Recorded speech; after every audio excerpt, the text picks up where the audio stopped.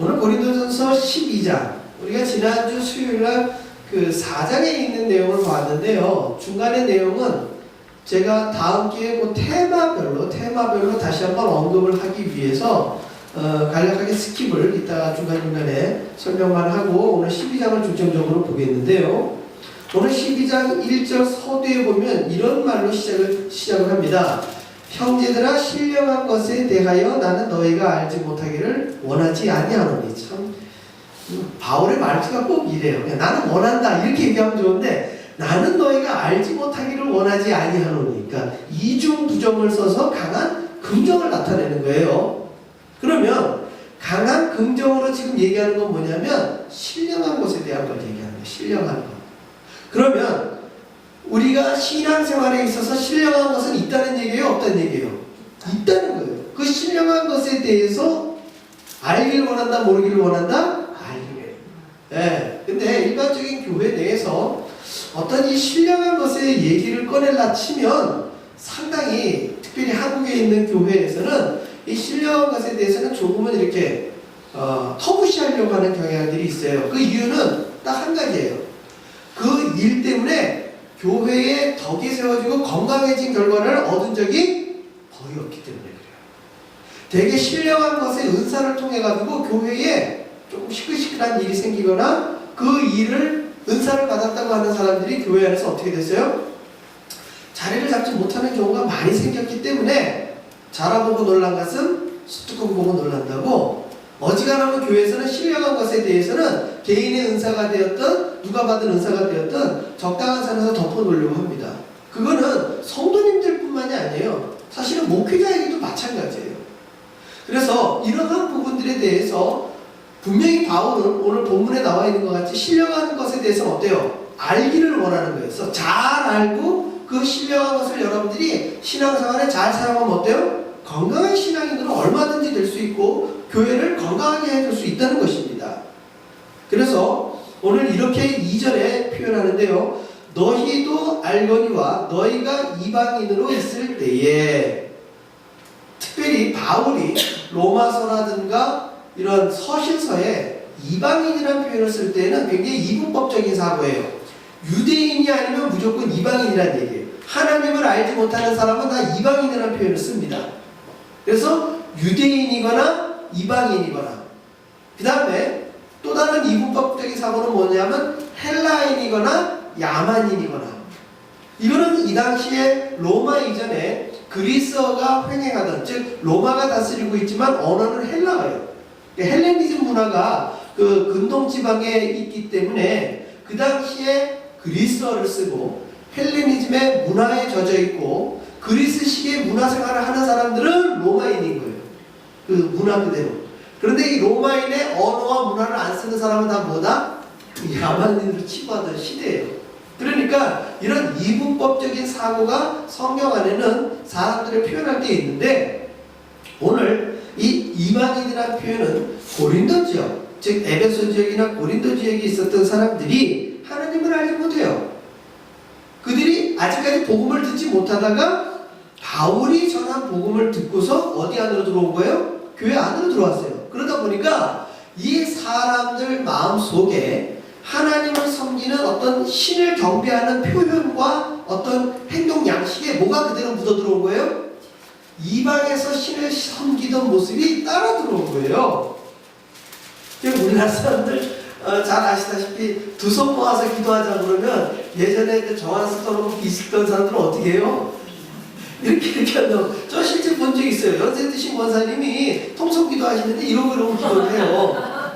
네. 하나님 주시옵소서 주시옵소서. 그런데 저는 그거 슬쩍 보고서 막 웃음이 여기까지 나오려다가 참았어요.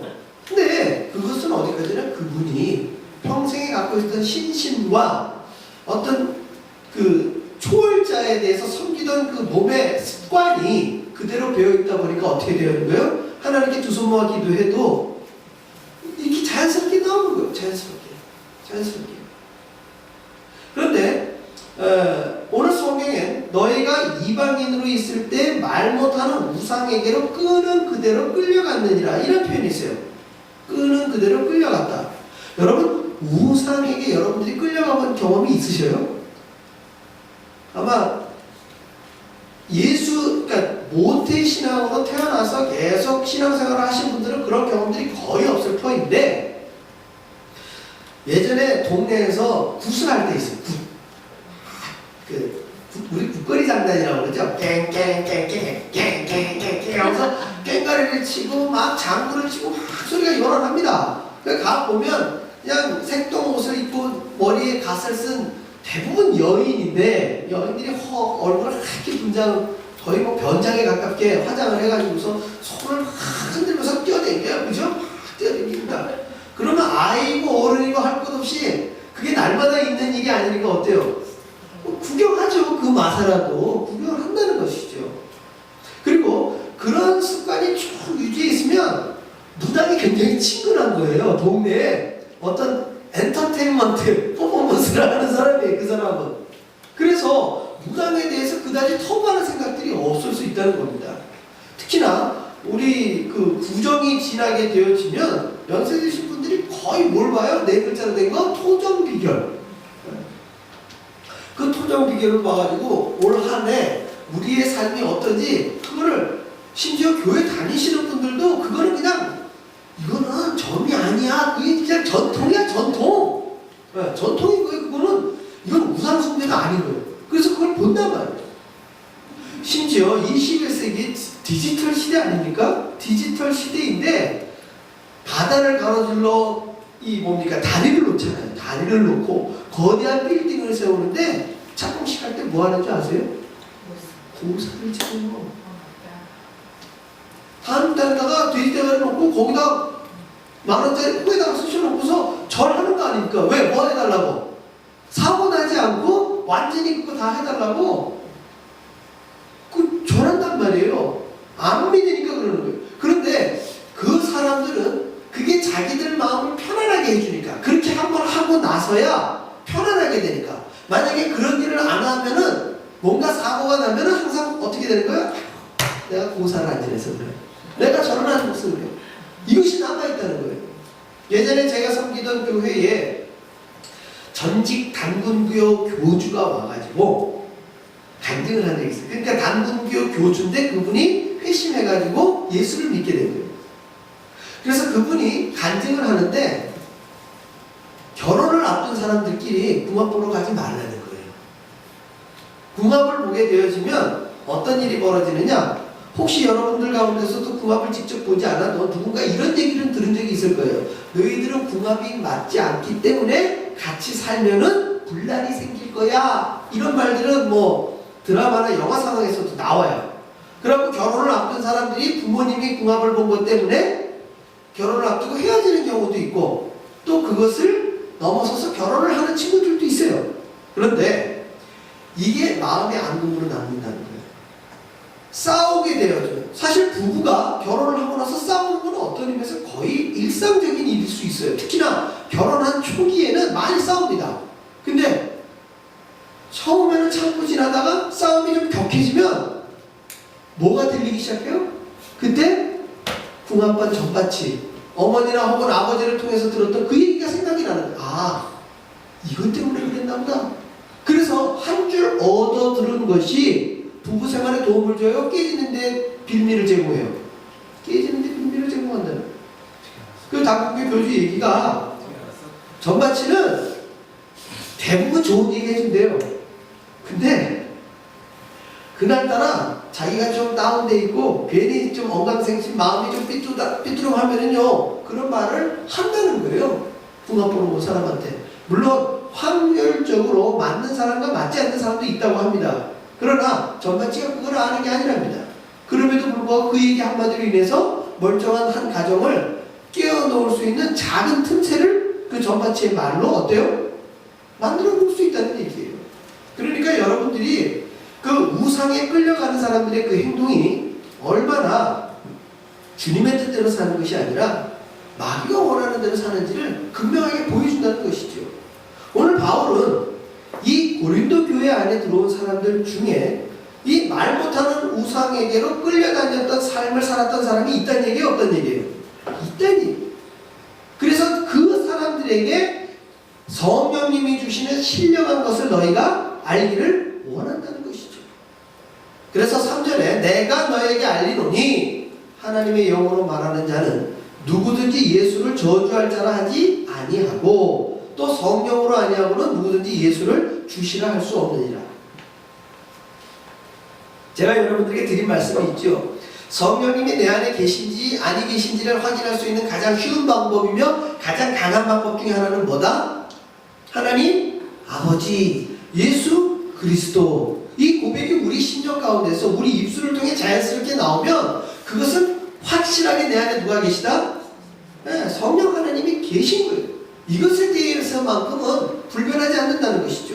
그런데 바울이 예수를 저주할 자, 하나님의 영으로 말하는 자는 누구든지 예수를 저주할 자라 하지 아니하고 라는 이 말 뒤에는 어떤 배경이 있느냐? 유대인들이 하나님을 믿어야 합니다. 유대인들이 하나님을 믿죠. 그런데 유대인들이 예수님을 어떻게 했어요? 저주했잖아요. 십자가에 달으라고 했잖아요. 결국 바울은 이 구절에서는 누구를 또 지칭을 해서 이야기하느냐? 고린도 교회뿐만 아니라 고린도 교회 교인들뿐만 아니라 히브리파 유대인들 중에서 예수님을 핍박했던 사람들, 이 사람들에 대해서는 그 사람들이 하나님의 영이 있다 없다? 없다는 것을 얘기하고 있는 거예요. 결국 이 3절의 이야기를 확신 있게 이야기한다면 우리 안에 성령 하나님 계시면 우리는 필연코 예수님을 저주할 수도 없고 항상 누구를 고백한다? 하나님 아버지 예수 그리스도를 고백한다는 거예요. 이것은 이 당시에도 그랬고요, 현재도 그렇고요, 주님 오시는 그날까지 이거는 동일하게 적용이 되는 것입니다. 그러니까 하나님을 믿는다고 하지만 예수를 저주할 수 있다 없다? 할 수 있다는 거예요. 야고보서에서 그렇게 나오잖아요. 너희가 하나님을 한 분인 줄 아느냐? 마귀도 귀신도 믿고 떠느니라 얘기하고 있잖아요. 그러니까 우리가 확신 있게 있는 믿음은 성령 하나님이 내 안에 계셔서 예수를 구주라 고백할 수 있는 이 믿음이 가장 강력하고 가장 확신 있는 고백이라는 것입니다. 그래서 내 주에 신 성령님이 계시면 어떤 현상이 우리 가운데 나타나느냐? 그게 4절에서 7절 말씀이에요. 잘 보시면 역시 이렇게 대비해서 나오는데요. 은사는 여러 가지나 성령은 같고 직분은 여러 가지나 주는 같으며 사역은 여러 가지나 모든 것을 모든 사람 가운데서 이루시는 하나님은 같으니. 같은 것은 다 뭐예요? 성령님, 주, 하나님. 이분들은 다 똑같은 하나님이라는 거예요. 성령 하나님 다 똑같다는 거예요. 다 똑같은데 뭐가 다른 거예요? 은사가 다르고 직분이 다르고 사역이 다른 거예요. 이걸 가지고서 하나님을 분리해버리면 곤란해진다는 얘기예요. 다시 한번 말씀드리면 은사와 직분과 사역은 다를 수 있다 없다? 다르죠. 그런데 이 은사와 직분과 사역은 다 누가 주시는 것이다? 하나님이 주시는 것이다. 그래서 이렇게 다양한 은사와 직분과 사역을 주시는 이유는 7절에 각 사람에게 성령을 나타내심은 유익하게 하려 하십니다. 아멘. 은사라고 되어져 있는 헬라어는 카리스마토스, 우리가 줄여서 카리스마라는 말을 씁니다. 카리스마. 은사는 헬라어로 카리스마예요. 그런데 에베소서 2장 8절에 나오는 그 은혜라는 단어는 카리스입니다. 카리스. 카리스하고 카리스마가 한 글자 차이지만 은혜와 은사는 두 글자이지만 내용은 많이 다릅니다. 어떻게 다르느냐? 은혜라는 것은 구원에 이르는 것이기 때문에 모든 사람에게 주시는 하나님의 뭐예요? 선물이에요. 즉 은혜는 차이가 있다 없다? 은혜는 차이가 없어요. 은혜는 하나님이 모든 사람에게 똑같이 주시는 거예요. 그래서 구원받는 부분에 있어서 어떤 개개인의 차이에 따라서 구원받는 게 다 달라요? 똑같아요? 다 똑같은 거예요. 나이가 많건 적건, 공부를 많이 했건 적건, 아니면 재산이 많건 적건, 남자건 여자건, 노인이건 아이건 상관없이 은혜 받는 건 어때요? 항상 똑같다는 거예요. 하나님이 은혜로서 구원을 주시는 데는 차이가 없다는 거예요. 그래서 카리스는 하나님이 주시는 전적인 은혜이기 때문에 차이가 없어요. 은혜에는 차이가 없습니다. 그런데 은사는 어때요? 요거는 차이가 있다는 얘기예요. 차이라는 게 누구는 높은 은사고 누구는 낮은 은사의 그 차이가 아니라 모양이 다르다는 얘기예요. 쉽게 얘기하면. 쉽게 얘기하면.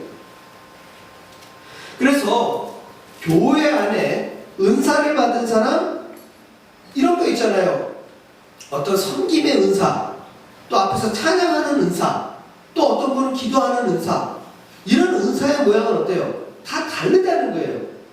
오늘 성경 말씀에 보게 되면 이 은사에 대해서 어떻게 표현을 하고 있느냐? 8절에 재미있어요.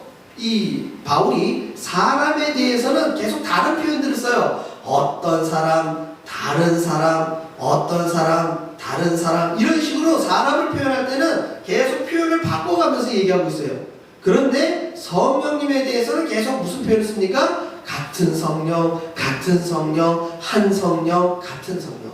다르지 않다는 거예요.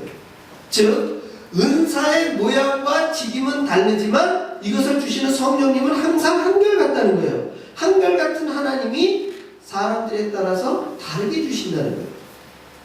그러면 제가 아까 서두에 말씀드렸듯이 다른 은사를 받았는데 왜 이게 교회 내에서 문제가 됐을까요?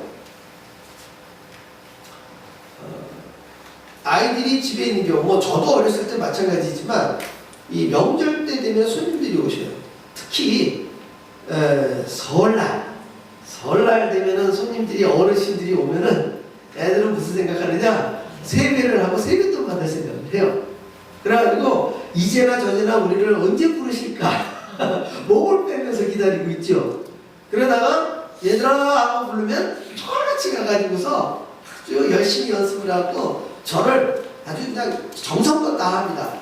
그리고 나서 뭘 받아요? 세뱃돈을 받죠. 세뱃돈을 쭉 받는데 혼자 절하고 혼자 받으면 문제가 크지가 않아요. 그런데 형제들이 쭉 있어가지고 절을 하고 난 다음에 받게 될 때 문제가 생겨요. 왜 문제가 생길까요? 그렇죠. 액수가 달라. 애들이라고 해서 돈 액수를 몰라요? 아니죠. 정확하게 알고 있죠. 그래서 큰형은 예를 들어서 10,000원짜리를 받았는데 막내인 저가 1,000원짜리를 받으면 저는 기분이 좋아요? 안 좋아요? 기분이 안 좋아요. 좋지가 않은 거예요. 왜 차등하냐 이거지. 심지어 손님이 많이 왔다 가면은 차이는 점점 더 어때요? 차이가 벌어지는 거예요. 그러면 자 손님들이 다 가셨습니다. 형들은 기분이 좋지요. 그렇죠? 저는 어때요? 좀 입이 나오겠죠. 그러다 보면 입에서 받았는데도 불구하고 감사가 나와요? 불만이 나와요? 불만이 나와요. 비교해서 나오는 불만이 나온다는 얘기예요. 자, 그 불만을 얘기를 했더니 결과가 어떻게 됐을까요? 어떻게 됐을까요? 잘 아시네. 형들과 제가 금액이 동일해지는 게 아니라 있는 걸 다 뺏어간다는 얘기예요. 자, 같은 맥락을 한번 보십시오. 제가 중고등학교 때 다녔던 교회에서도 그런 일이 한 번 있었고 심지어 제가 전도사로 섬기던 교회에서도 그런 일이 벌어졌어요. 뭐냐면 여러분 심령대붕괴 아시죠? 심령대붕괴가 교회에서 있습니다. 정말 유명한 이 붕괴 강사님이 오셨어요. 설교를 한 1시간 반 정도 하시고 그 다음부터 오늘은 이제 은사 집회를 하겠습니다 하면서 강단에서 이걸 뽑아가지고 나오셔가지고 이만큼 나오셔가지고 이 저머리까지 벗으시면서 통성기도 주여 설창하면서 막 기도를 하기 시작합니다. 모여있는 사람들이 같이 손 들고 막 기도를 합니다. 막 기도를 하면서 이분이 은사 받으라 은사 받으라 은사 받으라 하면서 막 왔다 갔다 하시면서 이제 해요. 집회가 잘 끝났습니다. 집회가 잘 끝났어요. 자, 그 다음에 어떤 일이 벌어졌을까요? 당신은 혹은 집사님 혹은 권사님 무슨 은사 받으셨어요? 이제 이거를 교회 와서 공공예배 시간에는 안 해요. 교회 바깥에서 그런다는 얘기죠. 무슨 은사를 받았느냐고. 자, 그랬을 때에 무슨 은사를 받았어요? 라고 묻는 사람이 본인이 은사를 받은 사람이었을까요? 안 받은 사람이었을까요? 그때에 문제가 생기기 시작하는 거예요. 왜? 본인은 예를 들어서 교회 나온 지도 얼마 안 된 사람이고 본인은 지금 신심이 아직 낮은 사람인데 은사를 받았단 말이에요. 근데 그 기분을 가지고서 저것도 당연히 받았으리라 생각하고 교회에 오래 다니신 어떤 분들한테 물어봤는데 그분들은 은사를 못 받았다고 생각을 하면 이분이 어떤 생각을 하게 돼요? 아, 하나님이 누구만 이뻐했다? 나만 이뻐했다 생각을 갖는다는 얘기예요. 결국 은사가 모든 사람에게 주시는 성령님의 은사이지만 모양은 어떻게 나타난다? 다르게 나타나요. 14장에 가서 보게 되어지면 대표적인 그 믿지 않는 사람들에게 대한 표적에 대한 은사 중에 하나가 뭐냐면 방언이에요. 제가 오늘 성경을 자세히 찾아봤습니다. 구약서부터 계시록까지, 그러니까 구약 창세기부터 계시록까지 방언이라는 단어가 40번이 등장을 합니다. 40번이 등장을 하는데 구약에는 8번 나와요. 근데 구약에 나오는 8번의 방언은 대부분 지역에서 쓰는 사투리라는 말을 쓰기 위해서 방언이라는 단어를 쓴 거예요. 아시다시피 우리가 한글 사전에도 방언은 지방에서 쓰는 사투리라고 이렇게 개념이 나옵니다. 근데 우리가 성경에서 은사에 관련된 방언은 요거 조금 다른 부분이에요. 가장 대표적인 게 첫 번째 방언의 역사는 사도행전에서 나타납니다. 마가의 오순절 다락방 사건에서 방언의 역사가 났을 때 그때는 말하는 사람이 말을 바꾼 거예요? 아니면 듣는 사람이 바뀌어서 들린 거예요? 듣는 사람. 모여서 있었던 사람들은 다 한 목소리로 기도를 했는데 모여 있었던 사람들이 그 당시 유대인들 중에 디아스포라 유대인, 즉 다른 해외 지역에 살던 사람이 들어와 있었던 사람들이 있단 말이에요. 그런데 이 오순절 마가의 다락방 사건에서 기도하던 내용들이 자기들이 살고 있었던 언어로 바뀌어서 들린 게 방언의 첫 번째였습니다. 그 다음에 집중적으로 이 고린도전서에 나타나는 거예요. 이 고린도전서에 19번이 방언에 대한 내용이 나옵니다. 그 얘기는 뭐냐면 성령의 은사에 우리가 일반적으로 은사로 알고 있는 이 방언의 내용이 고린도 교회에 집중되어 있는 것을 볼 수 있다는 얘기예요. 그러니까 계시록 같은 데도 방언이 나와요. 단어가. 근데 계시록에 나오는 방언은 구약에 나왔던 방언처럼 어떤 지역에 관련된 사람들이 다 자기들의 언어로 하나님을 찬미할 것이다. 이런 맥락에서 방언이라는 단어가 나와요. 각 지역 방언으로 하나님을 찬미할 것이다. 그렇기 때문에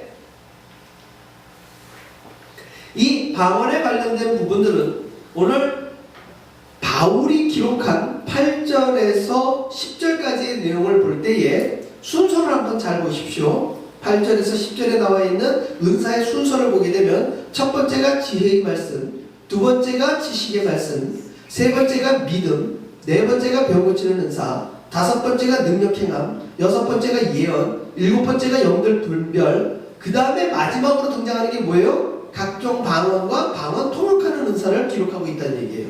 이것은 바울이 그냥 생각나는 대로 기록을 하는 것이 아니라 두 가지 의도성이 있어요. 그건 뭐냐? 첫 번째는 은사를 받으려 치면 어떤 은사가 중요하다?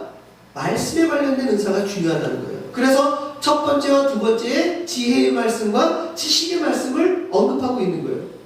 그리고 지금 고린도 교회 안에서 문제가 발생된 방언에 관련돼서는 8번째와 9번째 패키지로서 이야기를 하고 있는데 이 내용이 14장에 가서 보게 되어지면 좀 더 명확하게 나타납니다. 그건 뭐냐면 방언하는 사람들은 누구를 대동하고 해라? 통역하는 사람.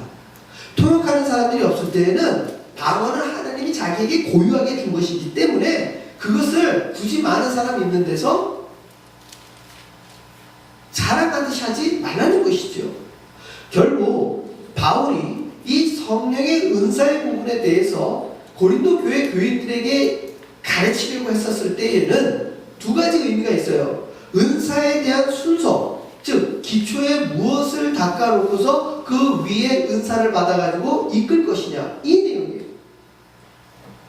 제가 아까 아이들이 받았던 세뱃돈과 같이 굳이 그것을 떠버리지 않고 자기가 잘 간직하고 그것을 뭐 은행에 저금을 하든지 차곡차곡 모아두면 그 돈이 어때요? 계속 늘어나겠죠. 우리가 받는 성령의 은사는 씨앗과 같습니다. 씨앗. 말씀도 길가나 돌짝밭이나 이 옥토밭에 떨어지면 그것이 몇 배로? 30배, 60배, 100배의 결실을 맺는 것처럼 성령의 은사를 어떤 루트가 됐든 그게 부흥회가 됐든 큐티가 됐든 묵상 시간이 됐든 예배 시간이 되었든 은혜를 받을 수 있어요. 그 은사를 받았을 때에 받은 사람은 그것을 어떻게 해야 됩니까? 하나님과의 은밀한 관계성 속에서 이것을 내적 충만으로 자기 안에 충만하게 만들어야 돼요. 그래서 이 충만함이 무엇으로 나타나야 되느냐? 삶의 열매로 나타나야 돼요. 그것이 성령의 열매입니다. 그러니까 성령의 은사는 뭐와 같다? 씨앗과 같다. 씨앗을 받았을 때는 이 씨앗을 어디다 툭 던져버리고 끝내는 게 아니라 이 씨앗을 어떻게 해야 된다? 우리의 심령의 밭에 심어서 이것을 풍성하게, 은혜가 충만하게. 제가 모세의 비유를 했듯이 모세가 하나님의 말씀을 직접 받고 났더니 어떻게 됐어요? 역시 성령의 은사를 저는 많이 받은 사람입니다. 그러나 굳이 제가 교회 안에서 그 은사에 대해서 여러분들에게 공식적인 자리에서 저는 아마 한 번도 이야기를 하지 않은 걸로 제가 알고 있어요. 왜? 저는 받은 은사 중에 성경 말씀을 여러분들에게 전달하는 은사를 가장 좋아하기 때문에 그 이외의 다른 은사는 제가 계속 제가 골방에서 혹은 제가 묵상하는 가운데 뭐예요? 충만으로 키워가는 거예요. 필요할 때 쓰실 때 그때 내어놓을 수 있게끔. 결국 하나님은 우리에게 다양한 은사를 주시는데 이 은사가 교회 안에서 문제가 되는 것과 문제가 되지 않는 것은 딱 한 가지 이유예요. 서로 꺼내어서 자랑하면서 비교를 했느냐 아니면 내적 충만으로 열매 맺는 삶으로 갔느냐, 이것이 분명히 나타납니다. 돌아가신 한경직 목사님, 사실 그분이 본인 말로 나는 방언을 한마디도 할 줄 모릅니다 라고 고백했던 목사님이에요. 그렇다고 해서 한경직 목사님이 성령의 은사를 받지 못한 사람이라고 이야기할 사람이 누가 있겠습니까? 결국 성령의 은사라는 것은 첫째는 개인의 유익을 위한 것이고 둘째는 교회의 유익을 위한 것이에요. 그리고 가장 궁극적인 것은 뭐냐? 그 은사를 통해서 누가 영광받기를 원하시는 거예요? 하나님 영광받기 원하시는 거예요. 은사받은 그 사람이 교회 안에서 튀는 것이 아니라 은사받은 그 사람들로 인해서 교회가 어떻게 되어지기를 소망하는 거예요? 건강해지기를 소망하는 거예요. 그래서 오늘 이 11절에 나와 있는 말씀이나 그 뒤에 아까 읽은 7절에 나와 있는 말씀이 다 같은 내용이에요. 각 사람에게 성령을 나타내심은 각 사람을 유익하게 하려 하십니다. 이 모든 일은 한 성령이 행하사 그의 뜻대로 각 사람에게 나누어 주는 것이다. 결국 은혜를 우리가 사모하며 나가야 됩니다. 바울도 은사를 사모하라고 얘기했어요. 그리고 그 은사 중에 우리가 얻을 수 있는 가장 큰 은사는 뭐라고 얘기합니까? 그걸 사랑이라고 이야기하는 거예요. 결국 눈에 보이는 표면적인 은사는 믿지 않는 사람들을 향한 거예요. 대표적인 게 아까 얘기했듯이 방언입니다. 그러나 이미 교회 안에 들어와서 하나님을 고백하고 성령 하나님의 내주에 계심을 믿는 사람들은 바울은 분명히 이야기합니다. 예언하기를 사모하라.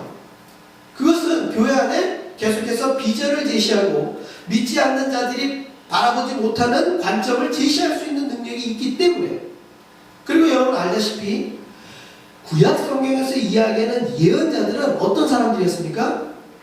하나님의 말씀을 전하는 사람들이었어요. 즉 예언자는 두 가지 의미를 갖고 있습니다. 첫 번째는 앞일을 예언하는 예언인데 이 한자와 예자가 맡기다라는 맡길 예자가 같이 들어있는 뜻이에요. 그러니까 하나님의 말씀을 어떻게 한 거예요? 맡은 사람이라는 얘기예요. 그래서 구약 성경에 등장하는 예언서들은 이렇게 시작합니다. 하나님의 말씀이 하박국 선지자에게 임하여 가라사대, 하나님의 말씀이 이사야에게 임하여 가라사대, 하나님의 말씀이 요엘 선지자에게 임하여 가라사대. 그렇게 나오는 거예요.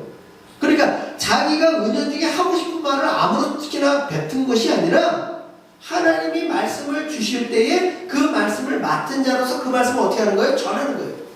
그런데 하나님께서 구약시대의 이스라엘들이 하나님의 율례와 법도를 잘 행하지 못하고 잘못할 때, 율례와 법도로 제대로 살지 못할 때에 하나님이 그 부분을 경고의 메시지를 주시기 위해서 누구를 보내요? 예언자를 보내요. 그러다 보니까 그 예언자들이 좋은 소리를 해요? 듣기 싫은 소리를 해요? 듣기 싫은 소리를 하는 거예요. 그래서 예언서에 등장하는 예언자들은 항상 어떤 경계 혹은 질타의 메시지가 들어있는 이유는 이스라엘 백성들이 똑바로 살지 못하는 것에 대해서 똑바로 살아라는 메시지를 전하기 때문에 왕을 비롯해서 그 당시 기득권층은 그 말을 듣기 싫어했다는 것이죠. 그래서 포도원 품꾼의 비유에 나중에 포도원의 그 비유에 보게 되면 포도원 지기들한테 사람을 보내니까 어때요? 막 돌을 던지고 매를 때렸단 말이에요. 그래서 그 다음에 누구를 보냅니까? 아들을 보내죠. 그래도 내 아들의 말은 귀를 기울여 들을 것이다 라고 해서 보냈는데, 야 저거 상속자인데 저 사람 죽여버리면 이거 우리 차지 될 거다 해가지고 그 아들 어떻게 했다고 해요? 죽였다고 이야기하지 않습니까? 그 비유가 바로 예수님 당신에 관련된 이야기를 그렇게 소설처럼 제3자의 이야기처럼 사람들에게 했다는 것이죠. 그러면서 귀 있는 자는 들을지어다 라고 메시지를 전하고 계신 거예요. 결국 이 21세기에 저와 여러분이 교회를 살면서 교회 안에서 신앙생활을 하면서 예언의 말씀은 가장 궁극적으로 어디에 기초를 두겠습니까? 성경 말씀에 두고 있다는 얘기예요. 성경 말씀. 그러니까 성경 말씀을 여러분들이 많이 알면 알수록 어떻게 됩니까? 지혜와 지식의 말씀으로 하나님이 우리에게 주실 수 있는 예언의 말씀의 폭이 더 넓어질 수 있다는 거예요. 흡사 영어 단어를 많이 외우게 되어지면 문장을 쓰거나 대화를 할 때, 미국 사람과 대화를 할 때 어때요? 할 수 있는 말의 폭이 많잖아요. 보캐블러리가 다양하니까. 성경도 이와 같습니다. 하나님이 우리에게 말씀을 주실 때에 이 말씀을 성경에 나와 있는 말씀에 기초해서 우리에게 메시지를 전달해 주신다는 겁니다. 1차적으로는 지금 말씀을 전하고 있는 한국사도 마찬가지예요. 이 일을 하기 위해서는 저절로 되는 법은 없습니다. 제가 목사 안수 받았더니 목사 안수 받기 전까지는 성경 말씀이 어리더리 했는데 안수 받은 다음날 갑자기 성경이 확 열리고 이 책들의 어떤 글자들이 눈에 다 들어왔겠습니까? 절대 그렇지 않습니다. 절대 그렇지 않아요. 설교를 하기 위해서 책임감을 갖고 같은 본문을 어때요? 반복적으로. 제가 고린도전서 12장을 여러분들에게 설교하기 위해서 몇 번을 읽어봤겠습니까? 오늘 하루도 10번을 더 읽은 거예요. 그러면 이전에는 한 번도 안 읽다가 오늘 설교하기 위해서 10번을 읽었을까요? 그렇지 않다는 것이죠. 그럼에도 불구하고 읽다가 보면 전에 제가 당연히 알고 있었던 본문이라 생각했는데 그 단어 자체가 어때요? 새롭게 등장하는 단어들이 많다는 거예요. 결국 우리의 신앙생활, 우리의 믿음 생활에서는 이 말씀을 여러분들이 날마다 상고하고 묵상하고 읽을 때 하나님의 놀라운 능력의 역사는 지혜의 말씀, 지식의 말씀으로 여러분들이 잘 모르는 사이에 가랑비에 옷 젖듯이 풍성해지는 은혜를 경험하게 될 것입니다. 이것이 바로 성령 하나님이 주시는 성령의 은사 중 가장 놀라운 은사임을 여러분 기억하시며 말씀과 동행하는 저 여러분의 삶이 되시기를 주의 이름으로 축복합니다.